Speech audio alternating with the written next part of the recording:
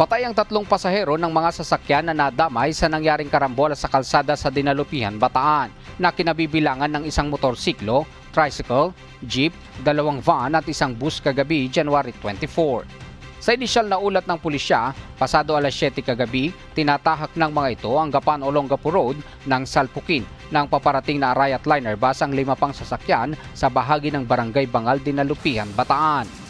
Ayon sa mga otoridad, binabaybay ng Arayat Liner bus ang kahabaan ng Olongapo Road papunta sa Olongapo City nang mawalan umano ito ng kontrol sa manibela na nagresulta sa pagkakaaksidente ng mga ito.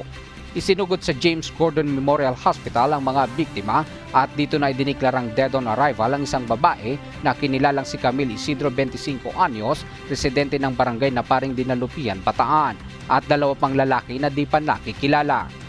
Naharap sa kasong reckless imprudence resulting to multiple homicide, multiple physical injuries and damage to property ang driver ng bus na nasa kustudiya na ng pulisya. Diyos ang aming sandigan, serbisyo publiko ang aming pinahalagahan. Mula rito sa Bataan, Milanyo Aquino, humahataw.